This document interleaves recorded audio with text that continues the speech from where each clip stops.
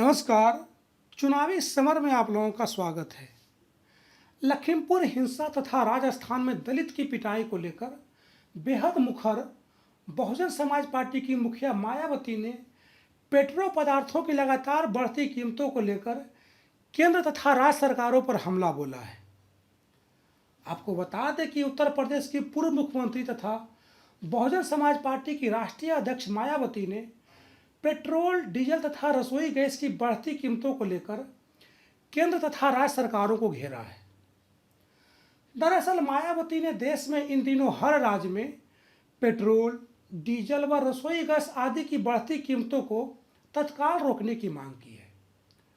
मायावती ने कहा कि इनके बढ़ते दामों के कारण रोजमर्रा की वस्तुएं भी काफ़ी ज़्यादा कीमती हो गई है, जिससे आम जनजीवन काफ़ी अस्त व्यस्त हो गया है।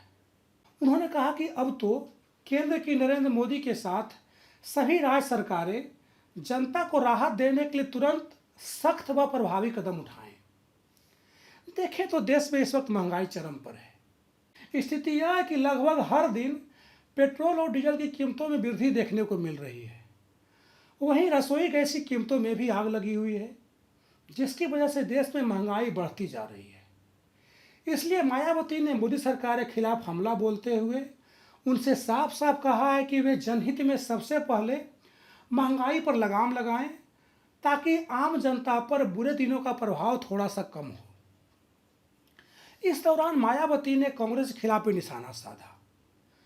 दरअसल मायावती ने कांग्रेस शासित राजस्थान में एक दलित की पीट पीट कर की गई निर्मम हत्या पर कहा कि इसकी चर्चा व इसकी निंदा पूरे देश भर में हुई, किंतु कांग्रेस का नेतृत्व न केवल खुद चुप रहा, बल्कि अपने दलित नेताओं के भी बोलने पर पाबंदी लगाकर उनकी जुबान बंद कर दी।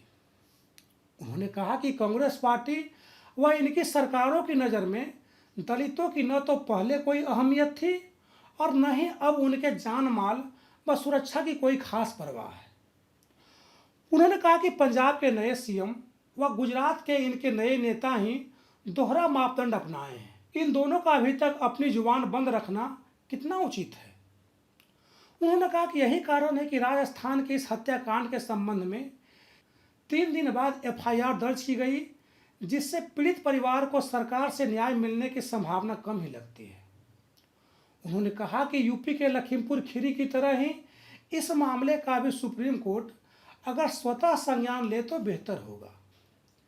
इस तरह मायावती ने भाजपा और कांग्रेस दोनों के खिलाफ जोरदार हमला बोलते हुए दोनों को एक तरह से जन विरोधी बताने का प्रयास किया है। धन्यवाद।